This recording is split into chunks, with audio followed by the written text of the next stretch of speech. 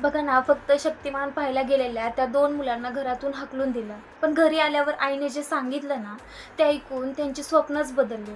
रविवारची ना दुपार होती. गल्लीमध्ये सगळीकडे शांतता. पण दोन छोट्या मुलांची नजर मात्र समोरच्या एका घराच्या खिडकीजवळ गेली. कारण ना आत टीव्हीवर लागलेला होता तो शक्तिमान. त्यांच्या घरी ना टीव्ही नव्हता, म्हणून दोघंही त्या घराच्या खिडकीजवळ अगदी गुपचूप उभे राहून ना खिडकीतून शक्तिमान पाहत होते. आणि काय व्हायचं ना, टीव्ही बघता बघता एकमेकांकडे बघून हसायचे. कधी शक्तिमानची एखादी ॲक्शन बघून मोठे डोळे करायचे आणि मग अचानक एक मजेदार सीन्सवर दोघांनाही मोठं हसू आलं. आणि काय झालं, त्यांचा हसण्याचा आवाज घरात गेला आणि आत बसलेली आजी धाडकन बाहेर आली. "काय रे तुम्ही? फुकटचा टीव्ही बघायला रोज इथे येता. चला चला तुमच्या घरी जा." दोन्ही मुलं ना गप्प. त्यातल्या एका मुलाने ना हळूच म्हटलं, "आजी, आम्ही फक्त शक्तिमान बघायला आलो होतो." पण आजी ना काही ऐकून घ्यायलाच तयार नव्हती.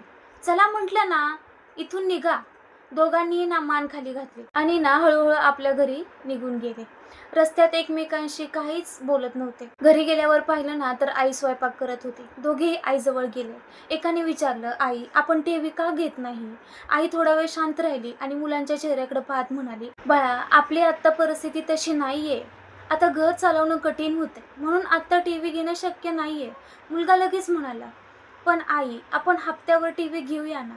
आईच्या चेहऱ्यावर हलकंसं हसू आलं, पण डोळ्यात मात्र वेगळीच भावना होती. ती मुलाच्या डोक्यावरून हात फिरवत म्हणाली, "हो, एक दिवस ना नक्की घेऊ, पण आत्ता नाही. तुम्ही एक काम करा, इतकं शिका, इतकं कष्ट करा ना, इतके मोठे व्हा, की उद्या तुम्हाला तुमच्या आवडीच्या गोष्टी घ्यायला ना कोणाकडेही ना मागावं लागू नये." तेव्हा ना ती मुलं ना शांतपणे आपल्या आईकडे बघत होती आणि आई पुढे म्हणाली, "आज आपल्याकडे टीव्ही नाही म्हणून दुःख करू नका. पण उद्या आपल्या मुलांना एखादी गोष्ट हवी असेल ना, तर ती आपली परिस्थिती नाही असं त्यांना कधी सांगावं लागू नये. यासाठी ना आजपासूनच मेहनत करा."